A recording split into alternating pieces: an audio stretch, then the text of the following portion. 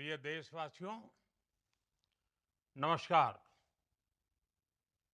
हम सभी ने बीते दिनों में देश का सामर्थ्य और उसका संयम दोनों देखा है। मैं सबसे पहले भारत की पराक्रमी सेनाओं को, सशस्त्र बलों को, हमारी खुफिया एजेंसियों को, हमारे वैज्ञानिकों को, हर भारतवासी की तरफ से सैल्यूट करता हूं। हमारे वीर सैनिकों ने ऑपरेशन सिंदूर के लक्ष्यों की प्राप्ति के लिए असीम शौर्य का प्रदर्शन किया। मैं उनकी वीरता को, उनके साहस को, उनके पराक्रम को आज समर्पित करता हूं हमारे देश की हर माता को, देश की हर बहन को और देश की हर बेटी को ये पराक्रम समर्पित करता हूं। साथियों, 22 अप्रैल को पहलगाम में आतंकवादियों ने जो बर्बरता दिखाई थी, उसने देश और दुनिया को झकझोर दिया था। छुट्टियां मना रहे निर्दोष मासूम नागरिकों को धर्म पूछकर उनके परिवार के सामने, उनके बच्चों के सामने बेरहमी से मार डालना, यह आतंक का बहुत बीभत्स चेहरा था, क्रूरता थी। ये देश के सद्भाव को तोड़ने की घिनौनी कोशिश भी थी। मेरे लिए व्यक्तिगत रूप से ये पीड़ा बहुत बड़ी थी। इस आतंकी हमले के बाद सारा राष्ट्र, हर नागरिक, हर समाज, हर वर्ग, हर राजनीतिक दल एक स्वर में आतंक के खिलाफ कड़ी कार्रवाई के लिए उठ खड़ा हुआ। हमने आतंकवादियों को मिट्टी में मिलाने के लिए भारत की सेनाओं को पूरी छूट दे दी और आज हर आतंकी, आतंक का हर संगठन जान चुका है कि हमारी बहनों बेटियों के माथे से सिंदूर हटाने का अंजाम क्या होता है। साथियों, ऑपरेशन सिंदूर ये सिर्फ नाम नहीं है, ये देश के कोटि कोटि लोगों की भावनाओं का प्रतिबिंब है। ऑपरेशन सिंदूर न्याय की अखंड प्रतिज्ञा है।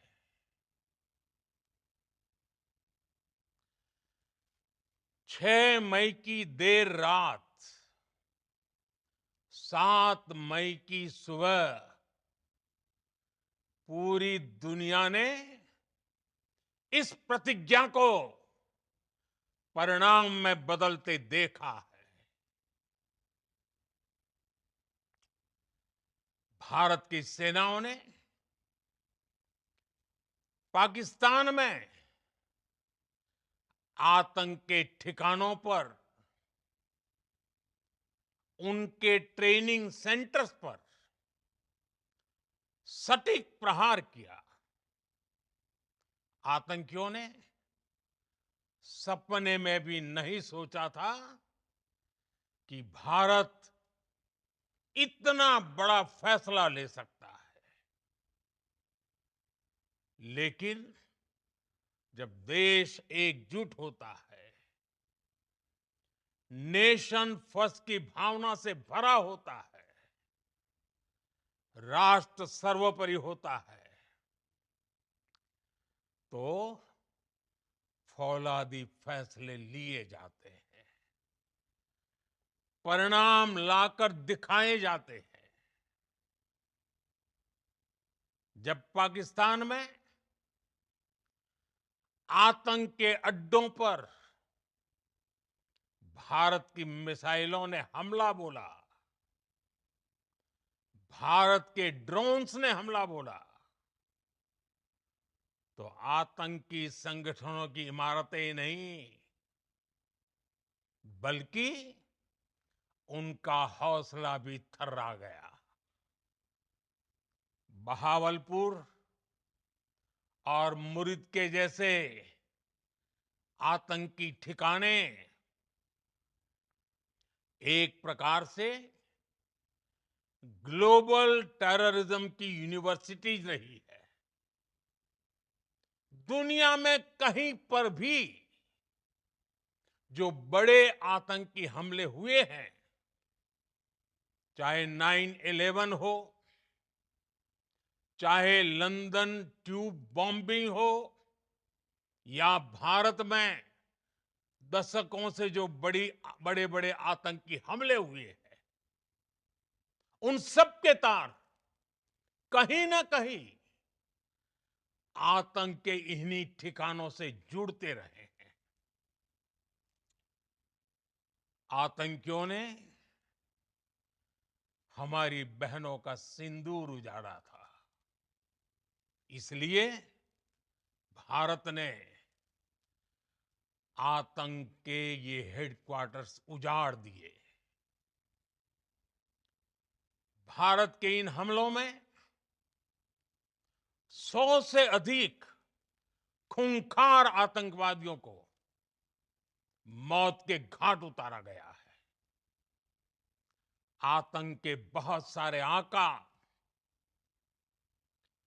बीते 2.5-3 दशकों से खुलेआम पाकिस्तान में घूम रहे थे,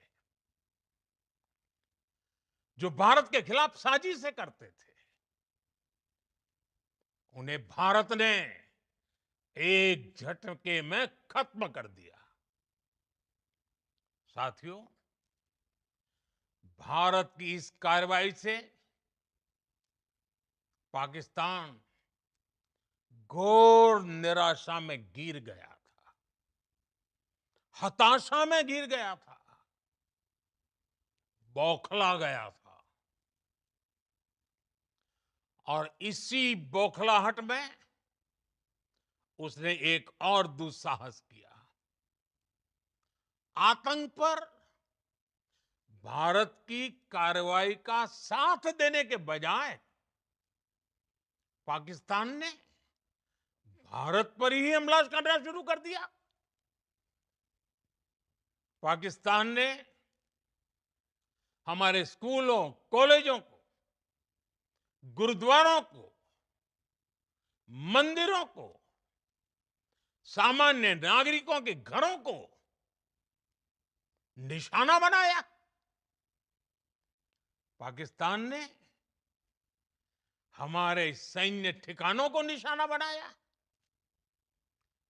लेकिन इसमें भी पाकिस्तान खुद बेनकाब हो गया। दुनिया ने देखा कि कैसे पाकिस्तान के ड्रोन्स, पाकिस्तान की मिसाइलें भारत के सामने तिनके की तरह बिखर गई। भारत के सशक्त एयर डिफेंस सिस्टम ने उन्हें आसमान में ही नष्ट कर दिया। पाकिस्तान की तैयारी सीमा पर वार की थी, लेकिन भारत ने पाकिस्तान के सीने पर वार कर दिया। भारत के ड्रोन्स, भारत की मिसाइलों ने सटीकता के साथ हमला किया। पाकिस्तानी वायुसेना के उन एयरबेस को नुकसान पहुंचाया, जिस पर पाकिस्तान को बहुत घमंड था। भारत ने पहले 3 दिनों में ही पाकिस्तान को इतना तबाह कर दिया, जिसका उसे अंदाजा भी नहीं था। इसलिए भारत की आक्रामक कार्रवाई के बाद पाकिस्तान बचने के रास्ते खोजने लगा। पाकिस्तान दुनिया भर में तनाव कम करने के लिए गुहार लगा रहा था, और बुरी तरह पीटने के बाद इसी मजबूरी में 10 मई की दोपहर को पाकिस्तानी सेना ने हमारे डीजीएमओ को संपर्क किया। तब तक हम आतंकवाद के इंफ्रास्ट्रक्चर को बड़े पैमाने पर तबाह कर चुके थे। आतंकियों को मौत के घाट उतार दिया गया था। पाकिस्तान के सीने में बसाए गए आतंक के अड्डों को हमने खंडहर बना दिया था। इसलिए जब पाकिस्तान की तरफ से गुहार लगाई गई, पाकिस्तान की तरफ से जब ये कहा गया कि उसकी ओर से आगे कोई आतंकी गतिविधि और सैन्य दुस्साहस नहीं दिखाया जाएगा, तो भारत ने भी उस पर विचार किया। और मैं फिर दोहरा रहा हूं, हमने पाकिस्तान के आतंकी और सैन्य ठिकानों पर अपनी जवाबी कार्रवाई को अभी सिर्फ स्थगित किया है।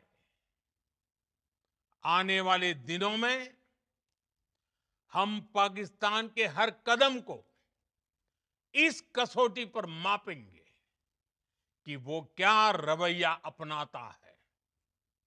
साथियों, भारत की तीनों सेनाएं, हमारी एयरफोर्स, हमारी आर्मी और हमारी नेवी, हमारी border security force BSF, Bharat के अर्धसैनिक बल लगातार अलर्ट पर है। सर्जिकल स्ट्राइक और एयर स्ट्राइक के बाद अब ऑपरेशन सिंदूर आतंक के खिलाफ भारत की नीति है। ऑपरेशन सिंदूर ने आतंक के खिलाफ लड़ाई में एक नई लकीर खींच दी है, एक नया पैमाना, न्यू नॉर्मल तय कर दिया है। पहला, भारत पर आतंकी हमला हुआ तो मुंह तोड़ जवाब दिया जाएगा। हम अपने तरीके से, अपनी शर्तों पर जवाब देकर रहेंगे। हर उस जगह जाकर कठोर कार्रवाई करेंगे जहां से आतंक की जड़ें निकलती हैं। दूसरा, कोई भी न्यूक्लियर ब्लैकमेल भारत नहीं सहेगा। न्यूक्लियर ब्लैकमेल की आड़ में पनप रहे आतंकी ठिकानों पर भारत सटीक और निर्णायक प्रहार करेगा। तीसरा, हम आतंक की सरपरस्त सरकार और आतंक के आकाओं को अलग अलग नहीं देखेंगे। ऑपरेशन सिंदूर के दौरान दुनिया ने पाकिस्तान का वो घिनौना सच फिर देखा है, जब मारे गए आतंकियों को विदाई देने पाकिस्तानी सेना के बड़े बड़े अफसर उमड़ पड़े। स्टेट स्पॉन्सर्ड टेररिज्म का ये बहुत बड़ा सबूत है। हम भारत और अपने नागरिकों को किसी भी खतरे से बचाने के लिए लगातार निर्णायक कदम उठाते रहेंगे। साथियों, युद्ध के मैदान पर हमने हर बार पाकिस्तान को धूल चटाई है और इस बार ऑपरेशन सिंदूर ने नया आयाम जोड़ा है। हमने रेगिस्तानों और पहाड़ों में अपनी क्षमता का शानदार प्रदर्शन किया और साथ ही न्यू एज वॉरफेयर में भी अपनी श्रेष्ठता सिद्ध की। इस ऑपरेशन के दौरान हमारे मेड इन इंडिया हथियारों की प्रामाणिकता सिद्ध हुई। आज दुनिया देख रही है 21वीं सदी के वॉरफेयर में made in India defence equipments, इसका समय आ चुका है। साथियों, हर प्रकार के आतंकवाद के खिलाफ हम सभी का एकजुट रहना हमारी एकता, हमारी सबसे बड़ी शक्ति है। निश्चित तौर पर ये युग युद्ध का नहीं है, लेकिन ये युग आतंकवाद का भी नहीं है। टेररिज्म के खिलाफ जीरो टॉलरेंस, ये एक बेहतर दुनिया की गारंटी है। साथियों, पाकिस्तानी फौज, पाकिस्तान की सरकार जिस तरह आतंकवाद को खाद पानी दे रहे हैं, वो एक दिन पाकिस्तान को ही समाप्त कर देगा। पाकिस्तान को अगर बचना है तो उसे अपने टेरर इंफ्रास्ट्रक्चर का सफाया करना ही होगा। इसके अलावा शांति का कोई रास्ता नहीं है। भारत का मत एकदम स्पष्ट है। टेरर और टॉक एक साथ नहीं हो सकते। टेरर और ट्रेड एक साथ नहीं चल सकते और पानी और खून भी एक साथ नहीं बह सकता। मैं आज विश्व समुदाय को भी कहूंगा, हमारी घोषित नीति रही है अगर पाकिस्तान से बात होगी तो टेररिज्म पर ही होगी। अगर पाकिस्तान से बात होगी तो पाक ऑक्युपाइड कश्मीर पीओके उस पर ही होगी। प्रिय देशवासियों, आज बुद्ध पूर्णिमा है। भगवान बुद्ध ने हमें शांति का रास्ता दिखाया है। शांति का मार्ग भी शक्ति से होकर जाता है। मानवता शांति और समृद्धि की तरफ बढ़े, हर भारतीय शांति से जी सके, विकसित भारत के सपने को पूरा कर सके, इसके लिए भारत का शक्तिशाली होना बहुत जरूरी है। और आवश्यकता पड़ने पर इस शक्ति का इस्तेमाल भी जरूरी है। और पिछले कुछ दिनों में भारत ने यही किया है। मैं एक बार फिर भारत की सेना और सशस्त्र बलों को सैल्यूट करता हूं। हम भारतवासी के हौसले, हर भारतवासी का एकजुटता का शपथ, संकल्प, मैं उसे नमन करता हूं। बहुत बहुत धन्यवाद। भारत माता की जय। भारत माता की जय। भारत माता की जय।